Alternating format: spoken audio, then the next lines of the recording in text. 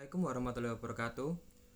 Nama saya Pandu Wicaksono dan saya akan mempresentasikan karya ilmiah dari saya yang berjudul Efektivitas Komunikasi dan Penggunaan Bahasa Indonesia dalam menghadapi situasi pandemi COVID-19.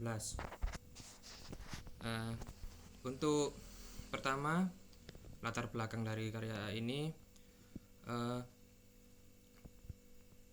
dalam setahun ini COVID-19 sudah merajalela di seluruh dunia dan Indonesia tidak luput dari serangan COVID-19.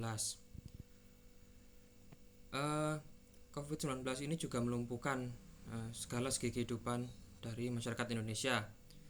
Kemudian menurut saya pemerintah sudah melakukan sudah menerapkan peraturan-peraturan yang tepat di atas kertas, seperti melakukan PSBB,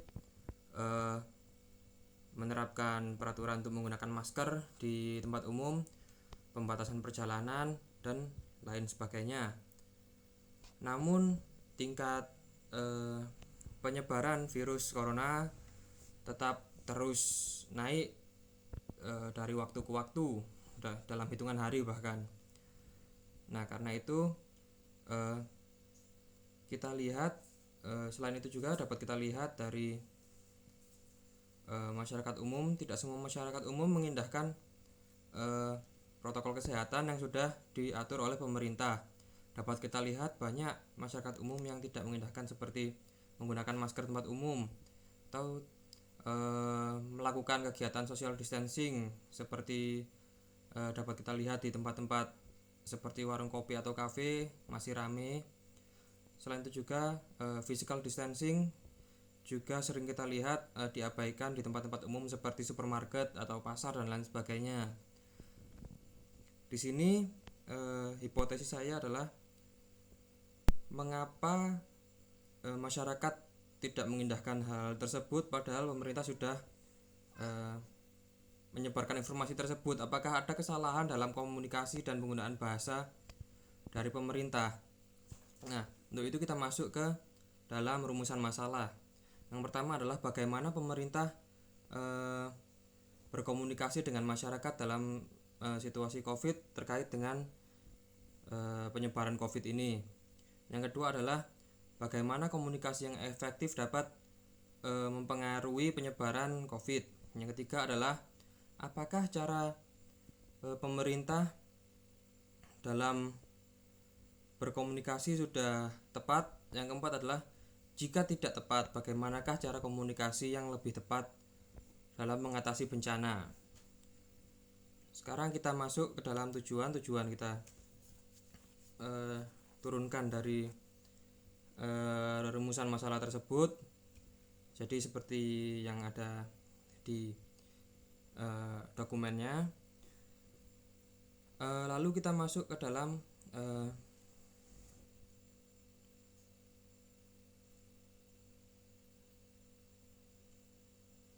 landasan teori. Nah, landasan teori di sini saya bagi menjadi dua. Yang pertama adalah hal-hal mengenai hal-hal mengenai komunikasi, seperti definisi komunikasi, bagaimana tahapan-tahapan yang terjadi dalam komunikasi, bagaimanakah komunikasi yang baik dalam menghadapi bencana, dan yang keempat adalah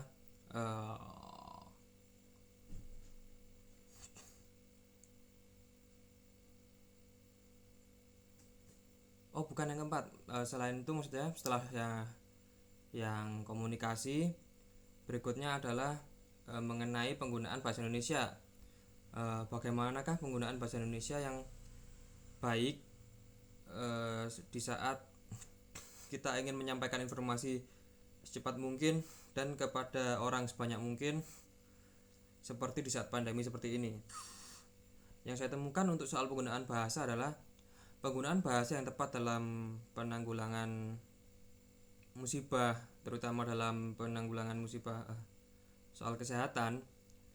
Yang pertama adalah jangan menggunakan eufemisme atau bahasa langit, istilah kasarnya, karena itu akan menghambat penyebaran informasi terutama terhadap masyarakat-masyarakat yang berpendidikan kurang.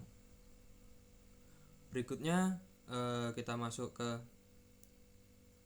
langsung ke kesimpulan. Dari kesimpulan yang saya bahas di dokumen tersebut, di body tersebut, saya dapat menyimpulkan bahwa pemerintah kurang tepat dalam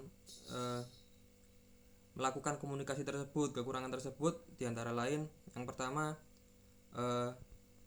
terlalu menyepelekan pandemi ini saat pertama kali masuk, yang menyebabkan